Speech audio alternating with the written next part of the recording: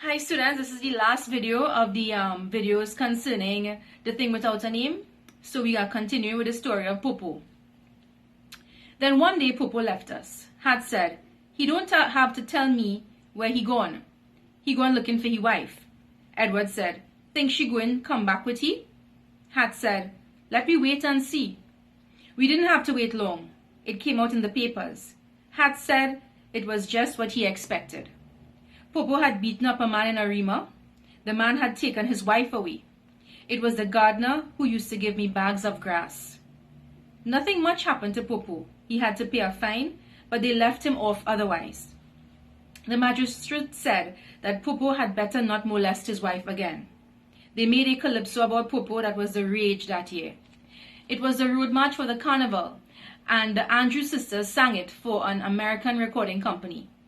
A certain carpenter fellow went to Arima looking for a mopsy called Imelda. It was a great thing for the street. At school, I used to say, the carpenter fellow was a good friend of mine.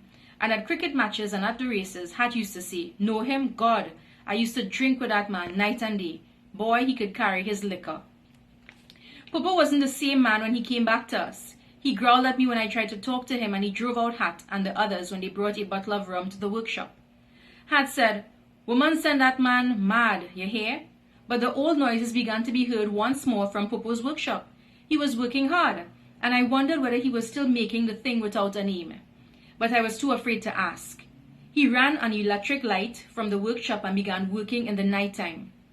Vans stopped outside his house and were always depositing and taking away things. Then Pupu began painting his house. He used a bright green and he painted the roof a bright red. Had said that the man really mad, and added, like he getting married again. Hat wasn't too far wrong. One day, about 2 weeks later, Pupu returned and he brought a woman with him. It was his wife, my auntie. You see the sort of thing woman is, Hat commented. You see the sort of thing they like? Not the man, but the new house paint up and the new furniture inside it. I bet you, if the man in Arima had a new house and new furnitures, she would not come back with Pupu. But I didn't mind. I was glad. It was good to see Pupu standing outside with his glass of rum in the mornings and dipping his finger into the rum and waving it at his friends. And it was good to ask him again, what you making, Mr. Pupu? And to get the old answer, ha boy, that's the question. I'm making the thing without a name. Pupu returned very quickly to his old way of living, and he was still devoting his time to making the thing without a name.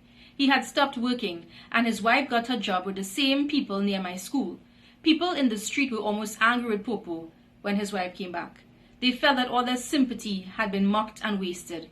And again Hat was saying that blasted Pupu too conceited, you hear? But this time Pupu didn't mind. He used to tell me, boy, go home and pray tonight that you get happy like me. What happened afterwards happened so suddenly that we didn't even know it had happened. Even Hat didn't know about it until he read it in the papers. Hat always read the papers. He read them from about 10 in the morning until about 6 in the evening. Hat shouted out, but what is this I seeing? And he showed us the headlines. Calypso carpenter jailed. It was a fantastic story. Pupu had been stealing things left and right. All the new furnitures, as Hat called them, hadn't been made by Pupu. He had stolen things and simply remodeled them. He had stolen too much, as a matter of fact, and he had to sell the things that he didn't want. That was how he had been caught, and we understood now why the vans were always outside Pupu's house. Even the paint and the brushes with which he had redecorated the house had been stolen. Hat spoke for all of us when he said, that man too foolish. Why he had to sell what he thief? Just tell me that, why? We agreed it was a stupid thing to do, but we felt deep inside ourselves that Pupu was really a man, perhaps a bigger man than any of us. And as for my auntie, Hat said, how much jail he get? A year? With 3 months off for good behavior, that's 9 months in all. And I give she 3 months good behavior too. And after that, it ain't going to have no more Imelda in Miguel Street, you hear? But Imelda never left Miguel Street. She not only kept her job as cook, but she started taking in washing and ironing as well. No one in the street felt sorry that Pupu had gone to jail because of the shame. After all, that was a thing that could happen to any of us. They felt sorry only that Imelda was going to be left alone for so long.